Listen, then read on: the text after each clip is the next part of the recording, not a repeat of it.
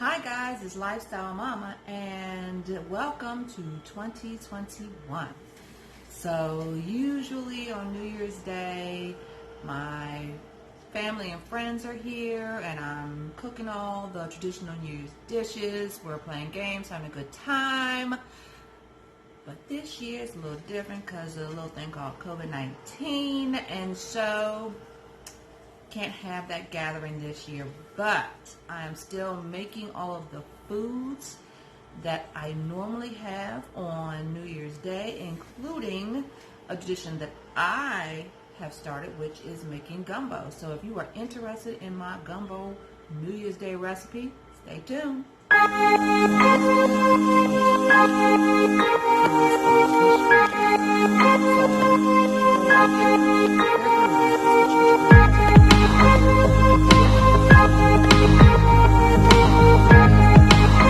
So today is New Year's Day, and usually on New Year's Day it's traditional to have your pork dish and your greens for money and your black eyed peas for luck. But I also add my seafood, chicken, and sausage gumbo to my New Year's Day recipe. And you know, for almost 6-7 years, when I have my New Year's Day celebration, people are looking forward to this gumbo. But you know, COVID-19 and everything, people ain't doing that whole having the parties, whatever.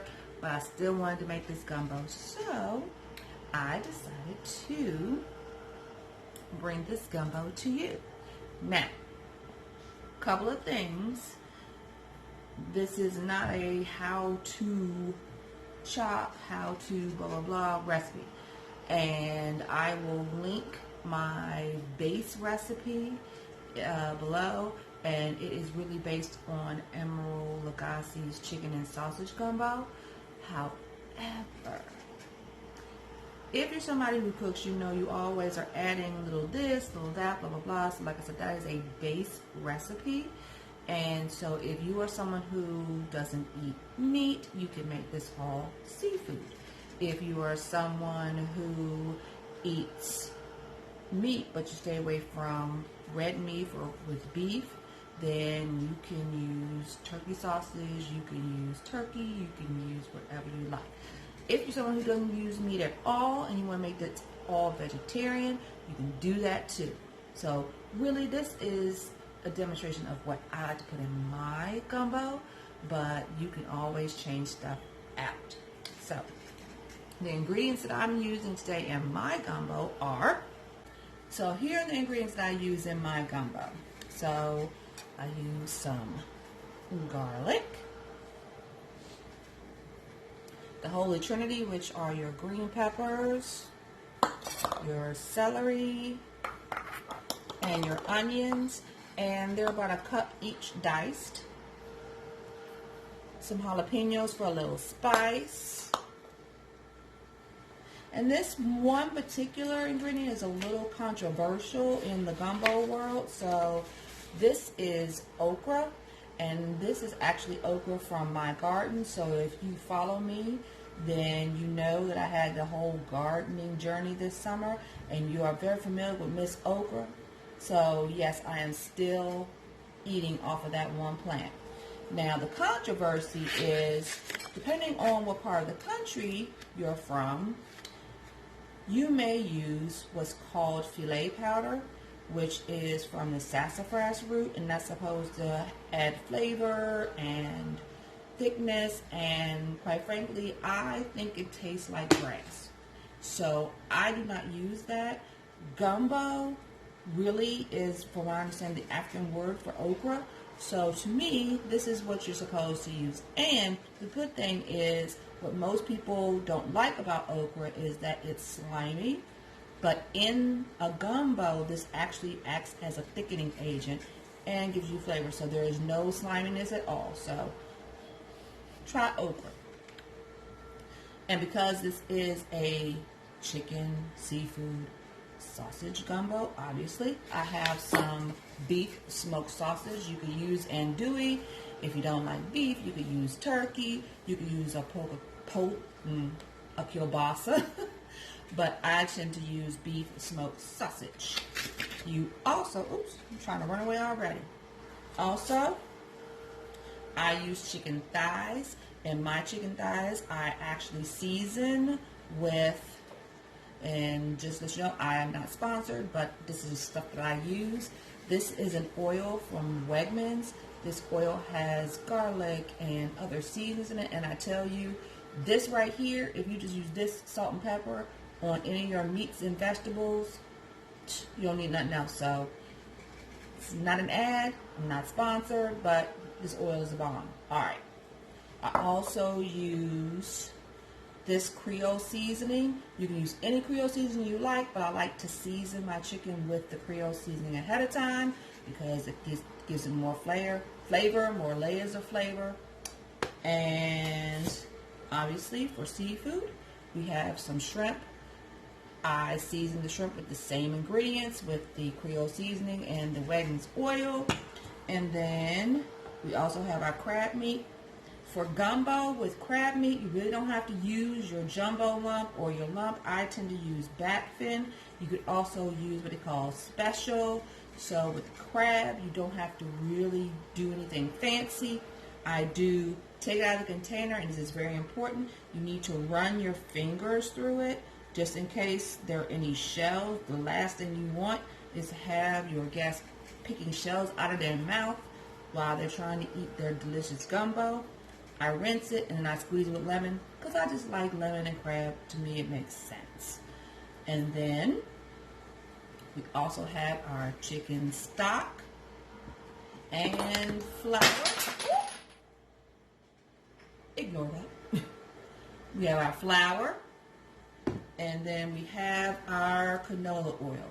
The flour and the canola oil is going to make our roux. So those are the ingredients that we're going to be using in our gumbo. So, time to get started.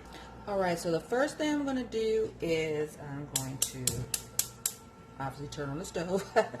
And for my gumbo, I like using a metal pot because I find my roux actually comes out better if I'm using a metal pot. So, this is a metal stock pot. The first thing I'm going to do is brown my sausage.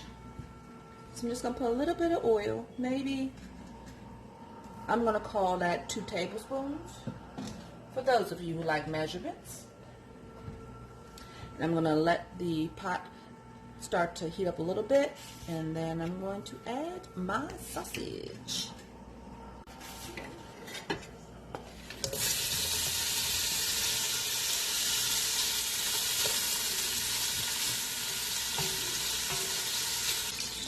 So once your sausage has a little bit of color on it, see, not much, a little bit of brown, then remove with a solid spoon, and then we're going to start browning our chicken. So now we're going to brown our chicken. We're going to add it to the same pot. No more oil is necessary. And the objective is not to cook it all the way through because it'll cook later. It's just to get nice, ooh, oil is talking to me, some nice brownness on the chicken.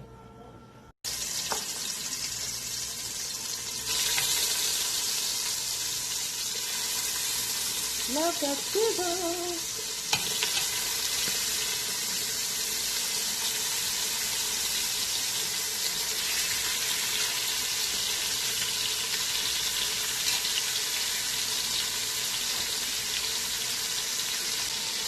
So this is, I'm talking about the brown. You want that nice brown color.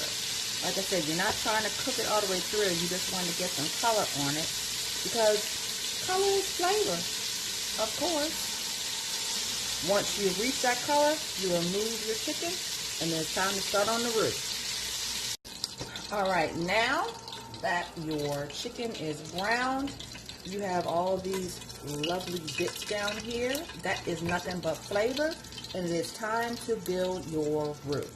So, for the recipe I'm following, the roux is 1 part oil, 1 part flour. But since we already have some oil in this pot, I'm going to use a little bit less than that just so that it makes 1 part. So I'm using a cup of canola oil and a cup of flour. So It's a little less than a cup because, like I said, I already have oil in here. And my cup of flour. All right, now your heat should be on medium. And what I will tell you is you need to pack your patience because this roux takes time. And there are several stages to your roux. So you have a blonde stage and what a lot of people may be familiar with, making macaroni and cheese, where you put your flour and your butter. Okay, same concept. With the macaroni and cheese, you don't want it to be dark. With a gumbo, you want this roux to be dark.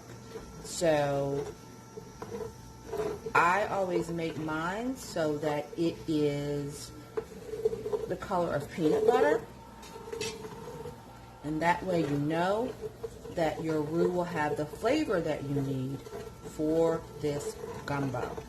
And again, this is not something where you can put in the pot and then like watch your favorite show or go to the bathroom. No. You have to monitor this roux. Why? Because once it starts to get dark, it will burn on you really quickly. So while it is nice and light right now, once you get to the stage where you're like almost ready, the difference between it's ready and burned is not that long. So make sure you scrape up all that goodness that was on the bottom, because again, all of that is flavor and it's going to really be the basis of the flavor for your gumbo. I cannot emphasize this part enough. Without this part, your gumbo is nothing but a whole basic stew, and that is not what you want. You want the silkiness, you want the flavor of this roux. So pack your patience. So here's the color of the roux after about 5 minutes. And yes, I've been constantly stirring. So maybe it'll get the color I want it to be in another maybe 10 minutes. Okay, so as you can see, here's peanut butter and here's the roux. So that's the color of peanut butter. So it is ready to start adding your ingredients. Okay, so it's been about 20 minutes on medium and we're finally ready to add our vegetables. So we are going to add our onions, green peppers, and celery, which is called the Holy Trinity in Creole cooking. And we're also going to add our jalapenos and our garlic. Now, because all of these vegetables have moisture, as soon as you add them, you're going to see all of this thicken up, and that is what it's supposed to do, so don't be scared.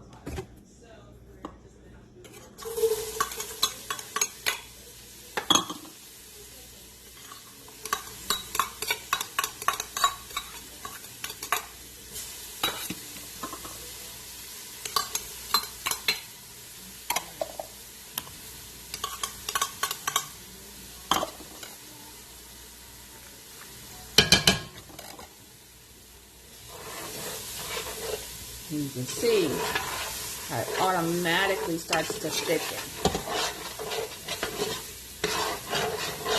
Again, you are building layers of flavor. So you have built the layers of flavor by browning your sausage and your chicken. Then you have the roux, and now you're adding all of your aromatics to it. And just saute it for a minute. Not trying to add really any more color to it, but you are trying to get a little bit of all those flavors into your roux. So once you get all of that coated, you are going to add a container and a half of your chicken stock, which is about the equivalent of 5 cups.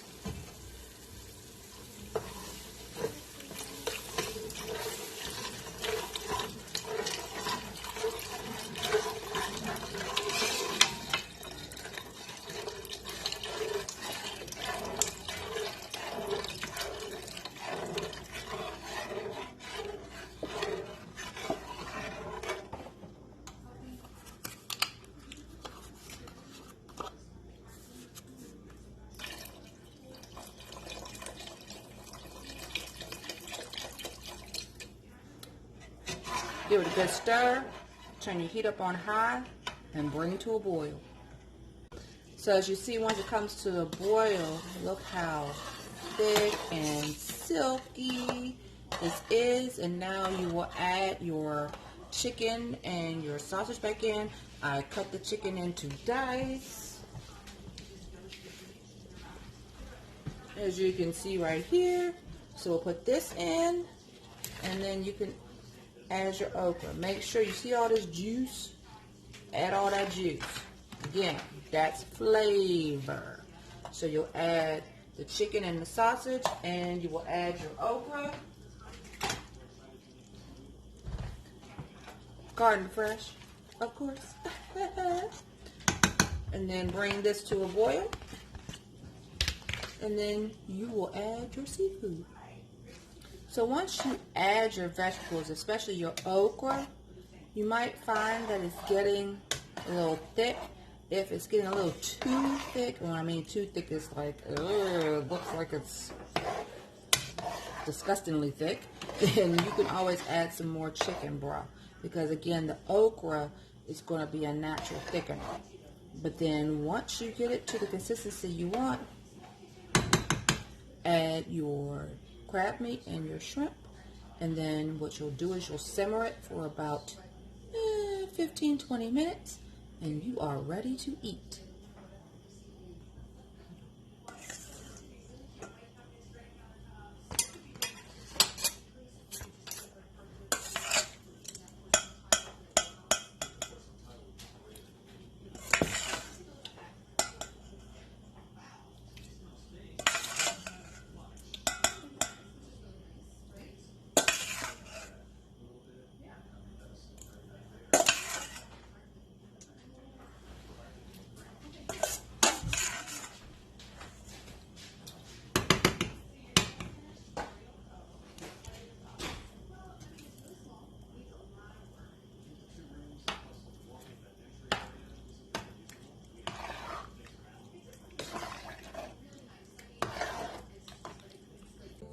And so once your gumbo has simmered, you would serve it over rice and enjoy. So I hope that you enjoyed this video and enjoyed this recipe.